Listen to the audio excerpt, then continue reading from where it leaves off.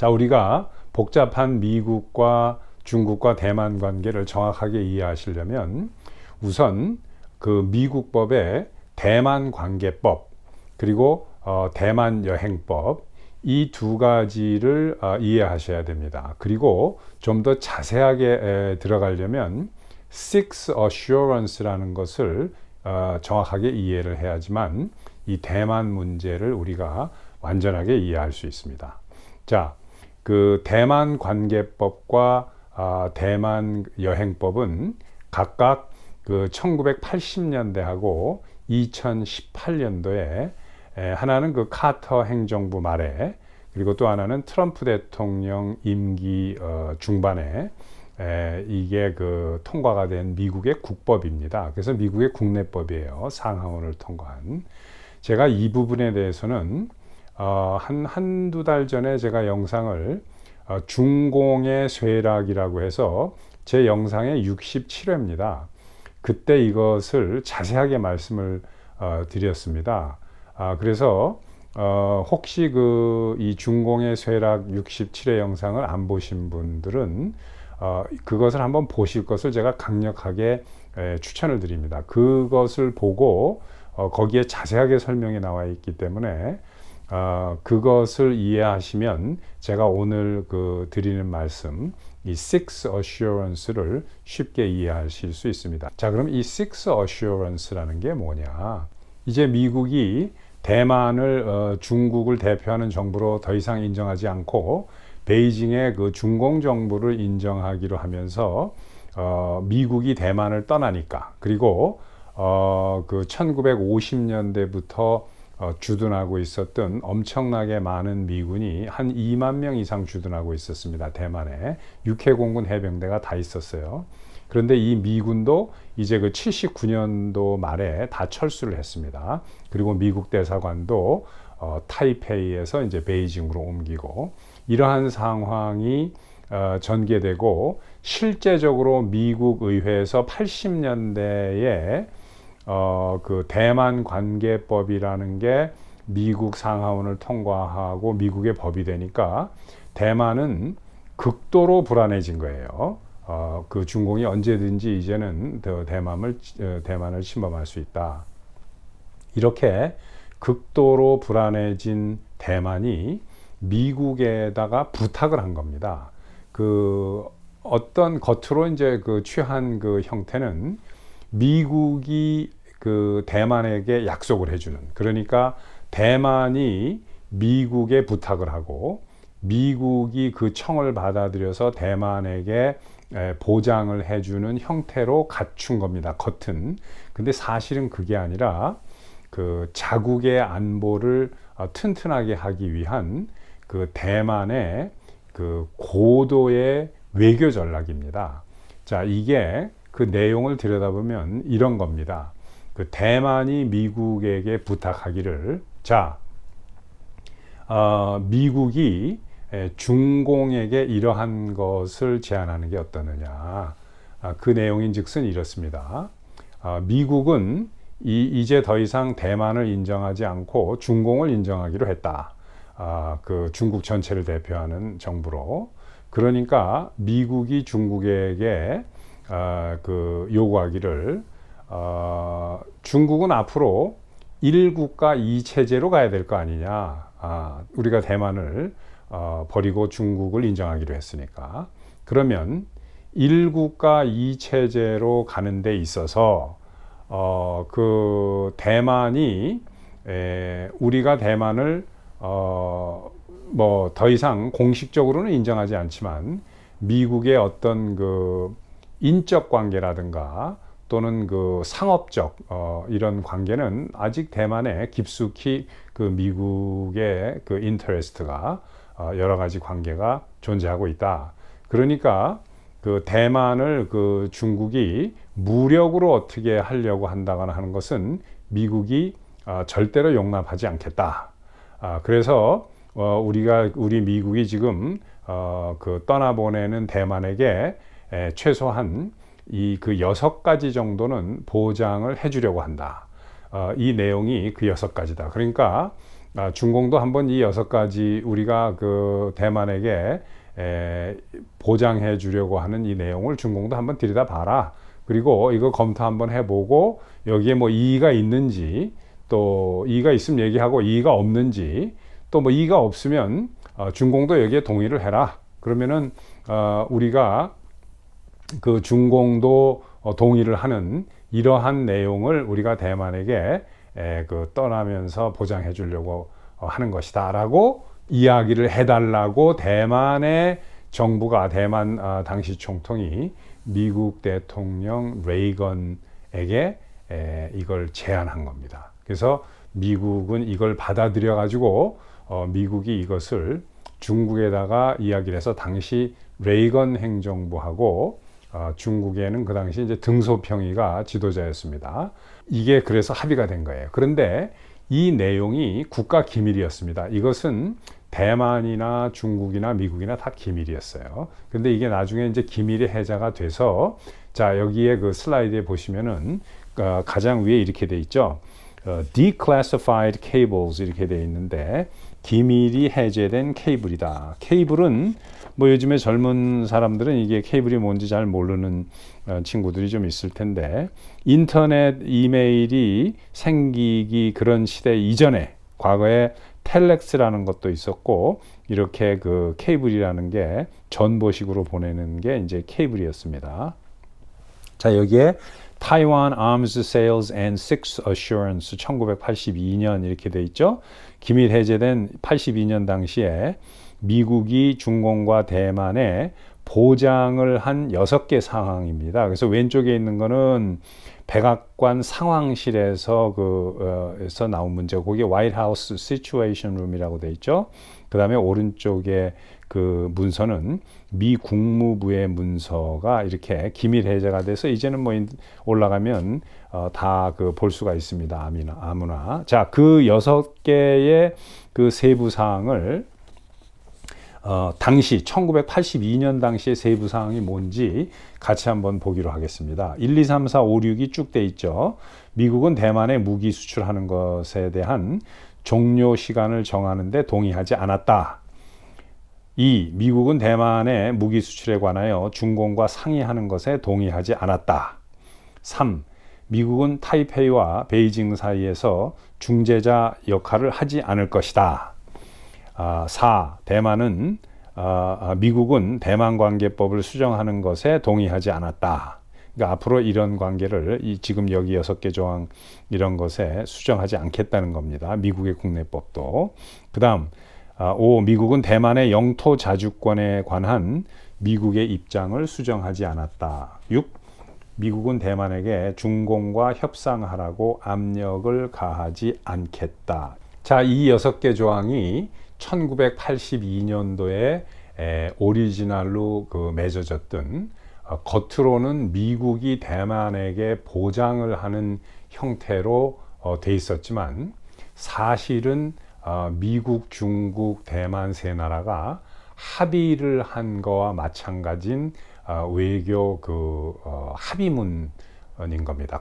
대만의 그 국방에 대해서, 그리고 미국이 군사적으로 대만에 대해서 어떠한 행동을 할 수 있다라는 것을. 자, 그런데 세월이 쭉 흐르면서 2012년에 시진핑이가 이제 중국의 새로운 지도자로 등극을 했어요. 그러고 나서 시진핑이가 하는 것을 보니까, 특히 홍콩에다 하는 것을 보니까, 미국의 영향이, 미국이 중국 쪽에 손을 들어주지 않았으면 영국이 이렇게 쉽게 내놓을 그럴 상황은 아니었던 거예요. 그런데 중국이 배은망덕하게 그런 것도 모르고 무시하고, 시진핑이가 집권한 다음에 경제력이 조금 생겼다고 해서 막무가내로 나가니까 미국이 이거 안 되겠다 해가지고 이 Six Assurance의 내용을 바꾸면서 대만 관계법을 대만 여행법으로 바꿔버린 겁니다. 그래서 미국은 아직도 이 2개를 다 가지고 있는 거예요. 그래서 중국을 대할 때는 대만 관계법이 존재하니까 그대로 하는 것처럼 하지만, 실제로 미국의 대중국 대만 외교는 대만 그 관계법은 이제는 없어진 거나 마찬가지고 대만관계법은 중국을 대할 때만 있다라고 하는 용어로 쓰는 겁니다. 그리고 대만 여행법에 의해서 움직이는 거예요. 지금 그 블링컨 미 국무장관은 트럼프 때보다 더합니다. 미 국무부 내에 회의실에 대만 관리들이 초청돼 가지고 들어와서 회의를 하고 나가고 이래요. 지금 2021년부터. 그러니까 이 트럼프 대통령이 만들어 놓은 대만 그 여행법을 100분 사용하고 있는 겁니다. 지금 바이든 행정부에서. 그리고 이 대만에게 보장해 준 이 오리지널 Six Assurance를 미국이 2015년부터 조금씩 수정을 해서 이거를 바꿔버린 거예요. 그 바뀐 내용이 어떤지 한번 같이 보시죠. 이렇게 바뀌었습니다. 어떻게 바뀌었느냐? 1. 미국은 대만으로 무기 수출하는 것에 종료 시한을 정하지 않는다. 말이 바뀌었죠. 옛날에 82년대는 동의하지 않았다 중국하고 이랬는데 지금은 종료 시한을 앞으로 정하지 않는다는 얘기입니다. 이 미국은 대만 관계법을 terms, 대만 관계법 내에 조건을 수정하지 않는다로 바꿨어요. terms라는 말을 집어넣습니다. 3. 미국은 대만 무기 수출에 관한 미국의 결정을 중공과 사전에 상의하지 않는다. 4. 미국은 타이완과 중공 사이에서 중재하지 않는다. 제가 뭐 대만이라고 했다, 타이완이라고 했다 막 이렇게 번역하다 보니까 그랬습니다. 그다음 미국은 대만의 영토 자주권은 중국인들 스스로가 평화스러운 방법으로 결정해야 한다는 미국의 입장을 수정하지 않을 것이며 대만에게 중공과 협상하라고 압력을 가하지 않는다. 이것은 82년도 오리지널의 5항과 6항을 통합해버린 겁니다. 그리고 6은 신설조항이에요. 이건 미국은 대만에 대만에 대해서 중공의 자주권을 공식적으로 인정하지 않는다. 그러니까 대만의 그 중공이 영토적인 그 권한이 있다라는 것을 미국이 인정하지 않는다는 말을 새로 집어넣은 거예요. 그러니까 중국이 노발대발하고 나오는 겁니다. 미국이 먼저 이 82년도에 맺었던 Six Assurance를 이런 식으로 미국이 그 파기하고 수정하지 않았느냐. 이렇게 대만을 감싸고 나온다면 중국이 그 대만을 무력으로도 통일하겠다라고 나오는 겁니다. 이런 상황이에요. 그런데 뭐 미국은 여기에 눈썹 하나 까딱하지 않습니다. 원래 이 국제관계라는 것은 힘이 바탕이 돼야 되는 겁니다. 그러니까 미국에서 지금 이러한 행동을 하는 데 대해서 중국이 그 과연 뭐 어떤 행동을 취할 수 있을지는 모르겠습니다만은 아무튼 제가 말씀드린 이 그 지금 미중 간에 고조되는 갈등의 첫 번째 이유인 그 양쪽 국가가 양국이 미중이 그 디터런스 레벨을 서로 올리고 있는 게 지금 그 이 갈등의 첫 번째 원인입니다. 자, 그리고 두 번째 원인은 이건 내부용입니다. 뭐냐면 시진핑이 내부 결속용 이 전술입니다. 이건 무슨 얘기냐면은 시진핑이 국민을 결속하는 것도 그렇지만 군부를 결속하기 위해서 이런 행위를 하고 있다라고 보는 거죠. 그 내용이 이렇습니다. 내년이 되면 중국의 새로운 지도자를 뽑는 전인대가 열립니다. 전인대는 이제 전국인민대회를 이제 약자로 전인대라고 하는데 중국의 전통은 모택동이 이후로 모택동이 이제 뭐 그 공산 중공을 뭐 이제 세운 사람이죠. 모택동이만 이제 한 20여 년 정도 리더를 했지만 그 이후로는 그 중국은 뭐 그 민주주의 국가는 전혀 아닙니다만은 1인 독재 국가는 아닌 거예요. 뭐냐면 한 사람이 리더가 되면 5년씩 임기를 2번 해서 물러나는 게 중국의 전통으로 되어 있습니다. 그래서 그것을 뽑는 게 크게 보면 이제 그 전국인민대회에서 공식적으로 뽑히는 걸로 되어 있지만 사실은 그 7명, 9명이 안 되는 최고 상임위원들의 몇 명이 이걸 결정하는 하는 체제로 돼 있어요.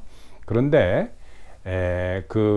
이 모택동이 이후에 그 딩샤오평, 그러니까 등소평이 중국의 이제 지도자가 됐는데, 등소평은 죽었습니다. 이게 한 7, 8년쯤 그 정권을 잡았을 때 죽었어요, 등소평이. 갑자기 등소평이 죽으니까 그 다음에 중국의 리더가 된 게 장쩌민이에요. 우리식으로 이제 강택민이라고 발음을 했는데, 장쩌민 다음에 후진타오고, 후진타오 다음에 지금 이 시진핑입니다. 그런데 이 시진핑이가 몇 년 전부터 5년 두 번 하고 내려가는 시스템에서 혼자서 영구히 할 수 있는 길을 열어놓은 거예요, 전인대에서. 그래서 지금 영구 집권 체제로 가려고 하니까 이게 문제인 겁니다. 시진핑은 원래 2012년에 정권을 잡고 리더가 될 때도 이 다른 파벌에서 시진핑이를 암살하려고 했었어요, 2012년도에. 근데 다행히 사망하지 않고 이제 주석 자리에 올랐는데, 자, 중국은 원래가 세 개의 세력으로 나눠져 있었습니다. 그게 뭐냐면 공청단, 그러니까 공산당 청년 조직이, 공산당 청년 단체라는 게 있었고, 두 번째가 지금 이 태자당입니다. 그러니까 태자당이라는 거는 그냥 속칭인데 뭐 그런 당이 있는 건 아니고, 뭐냐면 아버지 잘 만나가지고 공산당 고위관리 자식들로 태어난 애들끼리 이제 모이는 모임이, 이걸 이제 태자당이라고 해요. 그 다음이 샹하이방입니다. 샹하이방은 장쩌민이 이끄는 친미적이고 친서방적이면서 자본주의 경제를 강력하게 선호하고 미국과 좋은 관계를 유지하는 뭐 이런 쪽의 사상을 가진 사람들이 샹하이방이에요.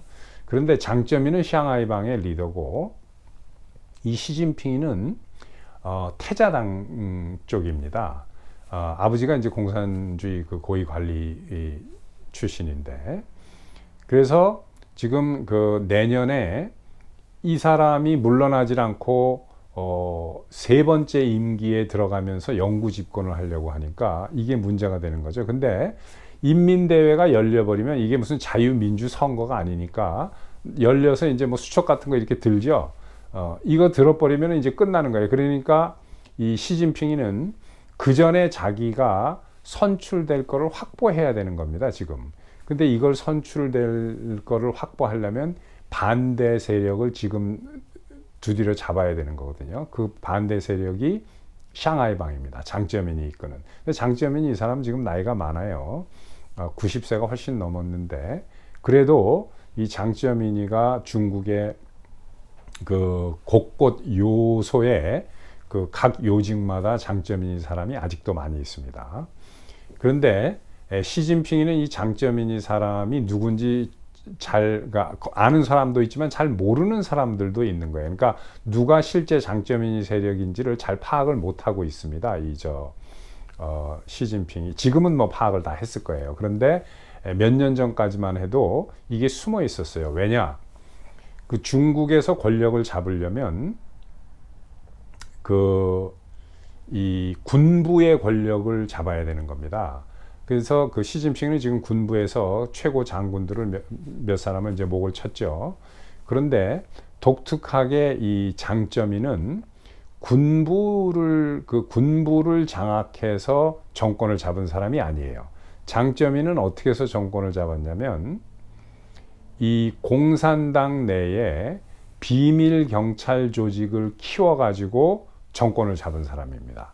그러니까 여러분들 그거 아시죠? 팔룬공이라고, 우리 한국 발음으로 이제 파륜공이라고 발음하는 것 같은데, 이 팔룬공이라는 것은 정신과 육체를 심신을 수련하는 그러한 기 같은 거를 동원한 체조 같은 뭐 그런 겁니다. 그래서 몸과 마음과 기를 다스리는 뭐 그러한 운동이에요. 이게 1970년대, 80년대에 쫙 중국에서 이제 전 인민들한테 인기를 끌면서 여기 이 운동에 참가하는 사람이 엄청나게 많았습니다. 아침에 가보면 뭐 중국 사람들 원래 아침에 일어나면 이제 체조들 많이 하고 하는데, 근데 장점이니 이 팔룬공이 아무런 정치적인 의도가 없는 단체인데도 마치 이게 정치적인 의도가 있는 것처럼 막 장점인이 떠든 거예요. 뭐냐?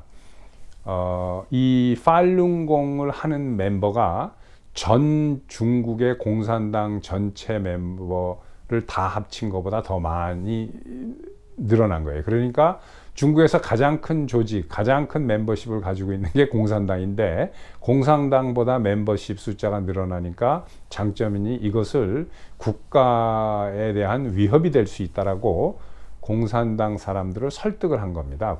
그 중국 공산당을. 근데 중국 공산당 리더들이 장점인한테 설득당한 거예요. 그래서 장점인이 그 비밀 경찰 조직을 만들어서 그 자기네들 말로 이제 속칭 610 뭐 사무실이라고 하는데, 이 610 부대를 만든 거예요. 이게 뭐 하는 거냐? 완전히 그 비밀 감옥, 또 뭐 이 팔룬공 하는 사람 잡아다가 뭐 고문하고 죽이고, 한번 잡혀가면 이제 끌려 나오질 않죠. 그것뿐만 아니라 공안, 일반 경찰, 그 다음에 지방 경찰, 뭐 또 군부 이런 데 내에 모든 그 무슨 비밀 그 이 스파이처럼 610의 그 요원들이 다 들어가 있는 거예요. 그러니까 누가 610 요원인지 모릅니다. 장점이 이런 식으로 겉으로 돼 있는 사람은 있어요. 겉으로 멤버는 있어요. 그러니까 미국의 CIA처럼 겉으로 나타난 사람도 있지만 겉으로 나타나지 않고 이 클랜데스타인 일을 하는 610 오피스 사람들이 엄청나게 많은 겁니다, 중국에. 그래서 이러한 것을 가지고 장점인이 권력을 잡은 거예요. 그런데 이 장점인이 물러나고 후진타오는 10년 내내 장점인의 눈치를 보면서 그 주석직을 하다가 이제 그만두고 나간 거죠. 힘이 없었습니다. 장점인이 뒤에서 다 컨트롤한 거죠.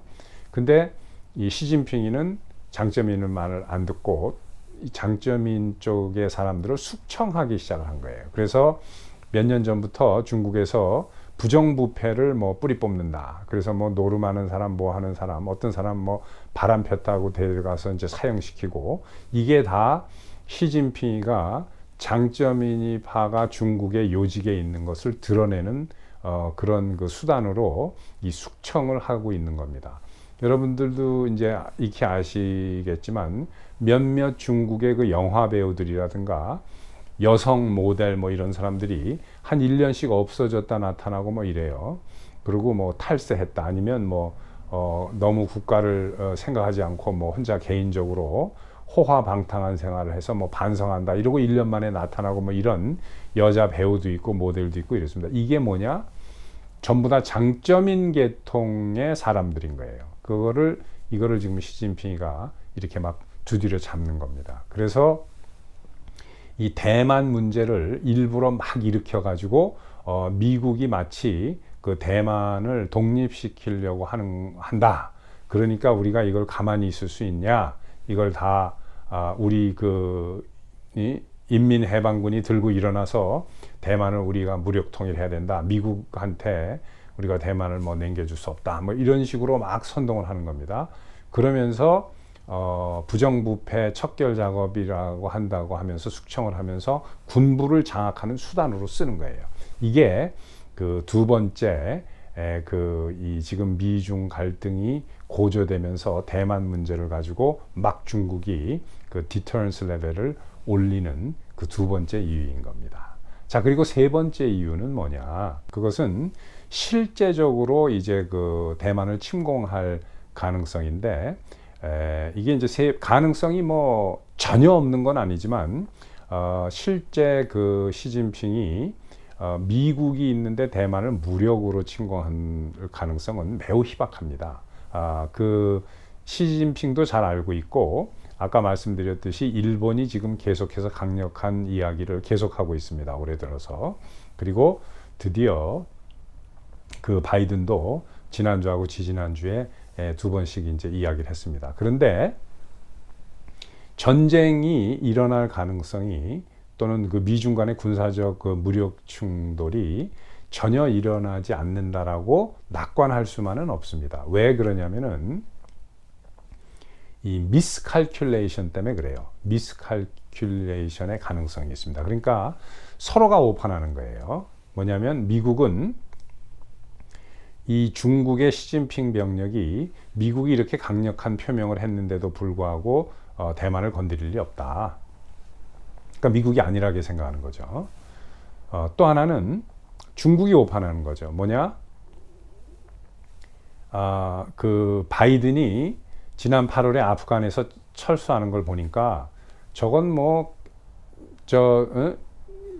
고등학교 다니는 애가 저 철수 작전을 해도 저거보단 나을 거다. 저건 아무것도 모르고 그저 그냥 미군 철수하는 거 하나만 생각하지 앞뒤도 없고 그냥 엉망이다. 그러니까 이 바이든의 그 허약한 것을 아프간 철군에서 보고 중국이 오판을 하는 겁니다. 중국이 만약에 그 대만을 침공했을 때 바이든 정권 하에서는 또 물렁물렁하게 나올 가능성이 많기 때문에 쳐도 된다라고 오판을 하는 거죠. 이러면 이제 군사적인 물리적인 충돌이 대만을 놓고 미국과 중국 간에 일어날 수가 있는 겁니다. 자, 그런데 미국과 중국은 서로 부딪히는 것을 극도로 피하고 있죠. 왜냐? 만약에 이렇게 큰 나라들끼리 부딪히면 정말로 엄청난 일이 일어납니다. 그 몇 달이고 뭐 6개월이고 얼마고 그 주변 국가들은 엄청나게 큰 이제 상황이 벌어지는 거죠. 뭐 배도 다닐 수가 없고 전쟁을 하니까 이렇게 되는 상황이 벌어지는데, 그렇기 때문에 중국도 미국도 서로 섣불리 행동을 할 수는 없습니다. 그러나 말씀드린 것처럼 miscalculation, 오판이 있으면 서로가 상대를 오판을 하는 경우에 이제 군사적 충돌이 일어날 수 있는데, 미국은 그 민주당 정권 하에 그 전쟁을 많이 했습니다. 그래서 제가 전에도 말씀드린 적이 많이 있지만은 트럼프 대통령은 그 최근에 와서 지난 한 몇십 년 동안에 임기 중에 전쟁을 한 번도 하지 않은 대통령이 트럼프 대통령입니다. 왜냐? 워낙 세고 강력하게 나가고 군사적인 이 조치나 이 배치 상황이나 이런 것에 대해서 예산도 많이 쓰고 어마어마하게 군사훈련도 많이 하고 하니까 다른 나라들이 다 납작 엎드린 거예요. 그런데 민주당 정권 하에서 이제 많이 그 전쟁이 일어나는 것은, 미국이 이제 민주당이 미국 그 백악관을 차지했을 때 세계 도처에서 전쟁이 많이 일어나는 것은 미국의 민주당 정권을 물렁물렁하게 보는 겁니다. 그래서 뭐 중동 국가고 어디 뭐 아시아고 남미고 아프리카고 미국이 개입하지 않겠지. 그 민주당 정권이 들어섰으니까 이러고서 터트리는 거예요. 그래서 러시아도 그 크리미아 반도를 침공했을 때 오바마 때입니다. 아무것도 안 했잖아요, 그죠?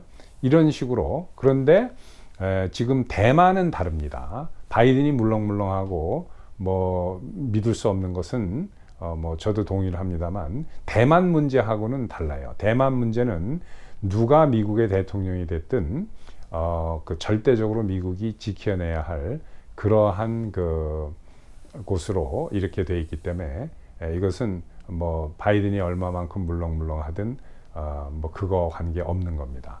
자, 그래서 제가 아까도 말씀드렸다시피 그 중공의 세락이라는 그 제 동영상 67회를 여러분께 안 보신 분들께 시청하실 것을 강력하게 권고를 드린 이유가 바로 거기에 있습니다. 왜 대만 문제에 관해서는 미국의 어떤 그 정권이 들어서도 절대로 미국이 물러서지 않는다.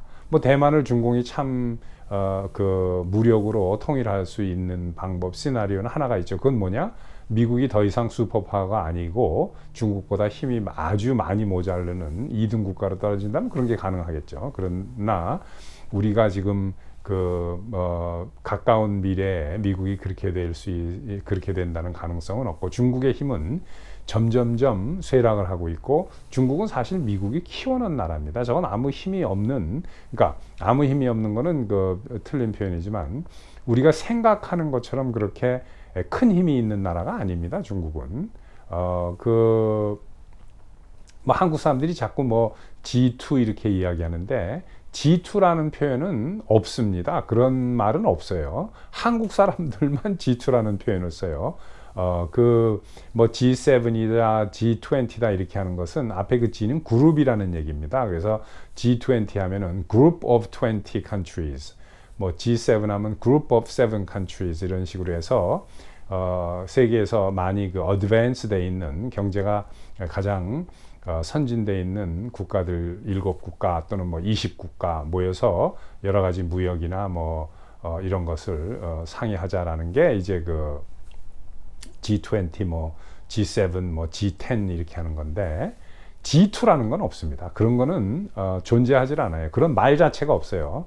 한국에서 만들어낸 말인데 뭐 어떻게 해서 그런 말이 한국 사람들에게는 만들어졌는지는 뭐 전 잘 모르겠습니다. 아무튼 중국은 이렇게 우리가 그 한국 사람들이 과대평가하는 것처럼 그렇게 막강한 나라는 아니다. 물론 세계 제2위의 경제력을 가지고 있어요, 현재. 그리고 군사력도 엄청나게 큰 건 사실입니다. 하지만 그 미국 그 20세기, 21세기를 거쳐서 지금 현재는 그 세계 최고의 유일한 초강대국으로 그 남아있는 미국의 힘을 당할 수 있는 그런 것은 그럴 만큼의 능력에 뭐 3분의 1, 5분의 1도 안 되는 게 지금 중국의 현실입니다. 군사력으로만 봐도. 그렇지만 군사력을 떠나서 그 다음에 이제 뭐 경제력이라든가 이런 것은 문화적인 힘이라든가 외교적인 역량이라든가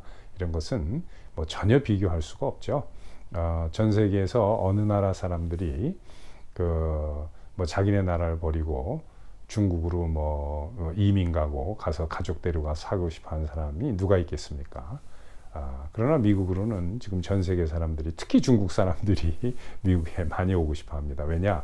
거기는 자유가 없다라는 걸 알기 때문에 자유스러운 자유가 보장되어 있는 이제 그 미국으로 오려고 하는 거죠. 그래서 이런 그 문화적인 역량, 외교적인 역량, 꼭 군사적인 것만 그런 게 아니라 그리고 지금 현재 전은 경제전일 수 있는데 이 가장 중요한 게 경제죠.